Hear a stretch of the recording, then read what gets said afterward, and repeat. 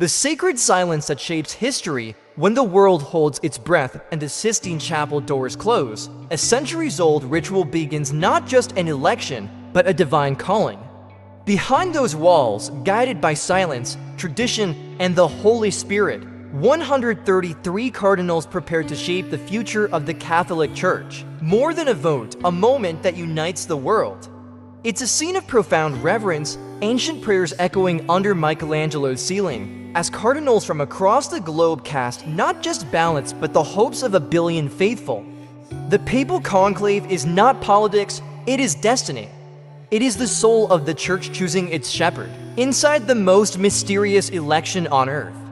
While the world watches in awe, a sacred drama unfolds in silence and shadow. Behind the locked doors of the Sistine Chapel, an ancient and spiritual rite begins, a moment when history, faith, and divine will converge to give the world a new pope. Subtle details in the papal election process. When a pope passes away, the responsibility of governing the Catholic Church is entrusted to the College of Cardinals. This group, consisting of 250 cardinals aged between 45 and 99, not only maintains the Church's operations during the interregnum, but is also tasked with the sacred mission to elect the successor to the chair of St. Peter. However, only those under the age of 80 are eligible to vote. This is not merely an election, it is a deeply spiritual process guided by prayer, tradition, and profound reflection. As the whole world watches, the Church embarks on a solemn and deliberate journey to choose its next leader. One of the key figures in this transitional period is the cardinal responsible for overseeing the Church's temporal affairs during the sede vacante. This cardinal, appointed before the Pope's passing, confirms the Pope's death, seals the papal apartments, organizes the funeral, and ensures that Vatican operations continue smoothly. Although his role is administrative, he does not intervene in the election process once the doors of the Sistine Chapel are closed. Before the conclave begins, another essential role comes into focus: the preacher of the conclave. A designated cardinal delivers a spiritual meditation to help the electors prepare both mentally and spiritually for the monumental responsibility ahead. His words provide divine guidance, helping the cardinals turn their hearts to God as they ready themselves to choose the new leader of the Church. The main coordinator during the preparatory phase is the Dean of the College of Cardinals. He presides over the pre-conclave meetings known as general congregations, where cardinals pray, exchange thoughts, and discuss the Church's challenges. He also oversees the liturgical ceremonies and supervises the election.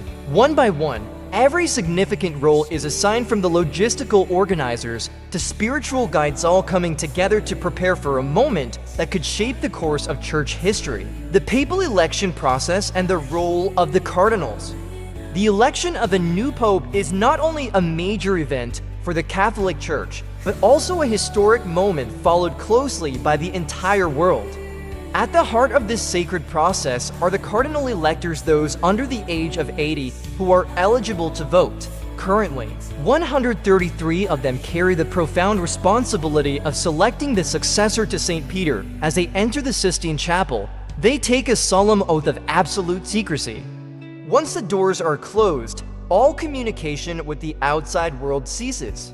This silence creates the sacred space necessary for the Holy Spirit to guide their minds and hearts. The election process is meticulously organized, with clear assignments for each voting round.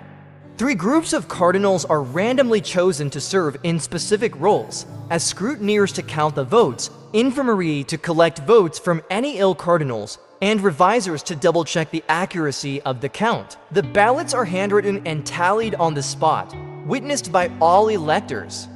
This procedure ensures not only transparency, but also reflects the sacredness of each decision made.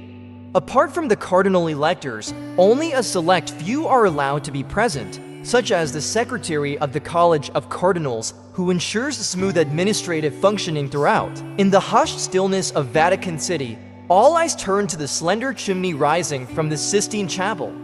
Pilgrims gather in St. Peter's Square, hearts uplifted in prayer and anticipation. Around the world, Catholics and non-Catholics alike wait with bated breath. And then it appears, a billow of dark smoke curls into the Roman sky. Black smoke, the message is clear. No pope has been elected. This symbolic signal, so simple yet so profound, carries centuries of weight and sacred tradition. In the Sistine Chapel, the cardinal electors have cast their ballots and, after prayerful discernment, have not yet reached a decision. According to conclave rules, a 2/3 majority is required for a cardinal to be elected the new bishop of Rome when the threshold is not met. The ballots are burned with a special chemical mixture, producing black smoke fumato nero to inform the world. The search continues, but this moment of disappointment is not without its grace. It reflects the immense responsibility these men carry, not just to choose a capable leader, but to listen to the Holy Spirit and act not in haste, but in truth. The black smoke does not signify failure. Rather, it is a visible expression of discernment in progress. The Church is not simply electing a leader. It is inviting divine wisdom into one of its most sacred decisions. Inside the chapel, silence reigns. The cardinals, cloaked in crimson robes, return to reflection. Some may feel conviction rising in their hearts. Others may reevaluate their choices. Each ballot becomes an act of faith. Each vote a whisper to heaven. Is this the one you have chosen? Meanwhile, outside, the crowd responds not with disappointment, but with reverence. Rosaries are clasped tighter. Hymns may softly rise. This is not a spectacle. It is a sacred unfolding. The black smoke unites the faithful in prayer and hope. It reminds us that leadership in the Church is not dictated by politics or popularity, but by profound spiritual responsibility. As the day progresses, the cardinals may vote again up to 4 times daily during the conclave. With each vote, they are called to deeper clarity and unity. Guided by the Spirit, encouraged by their own conscience, and strengthened by the prayers of millions, they journey slowly but surely toward consensus. The black smoke becomes a rhythm of the Holy Spirit at work, not rushing, not delaying, but unfolding in perfect time.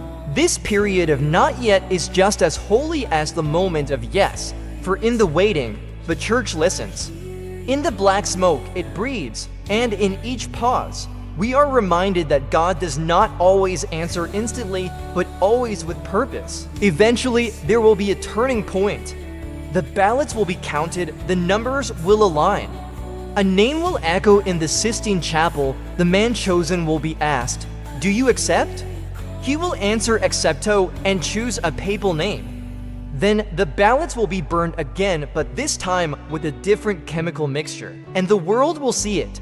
White smoke from Mata Bianca rising like a promise into the sky. The bells of St. Peter's will ring. A new pope will step forward.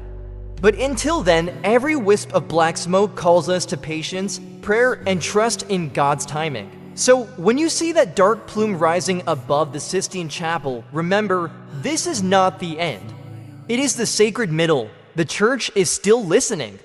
The Spirit is still moving, and soon at the right time we will hear the joyful words. Habemus Papam, we have a pope. When a candidate receives the required majority of votes, he is asked whether he accepts the role and what papal name he will take. Immediately afterward, a designated cardinal opens the doors to announce that a significant event has taken place. And then comes the long-awaited moment, a formal announcement from the balcony of St. Peter's Basilica proclaiming, Habemus Papam, we have a pope. The newly elected pope then gives his first apostolic blessing, Urbi et Orbi, to the city of Rome and to the world. In that powerful moment, millions of hearts turn toward the Vatican with hope, faith, and anticipation of a new future, one to be guided by the spiritual father of the global Catholic family. This is a time-honored, sacred, and deeply moving ceremony marking the beginning of a new chapter in the Church's history, a new dawn for the Church. As the white smoke rises and the words Habemus Papam echo from the balcony of St. Peter's Basilica, the world bears witness to a moment of divine continuity. A new chapter begins not just for the Church, but for all who seek faith, hope, and unity in a world longing for light. The election of a pope is more than history. It is a living testament to God's hand at work in human affairs.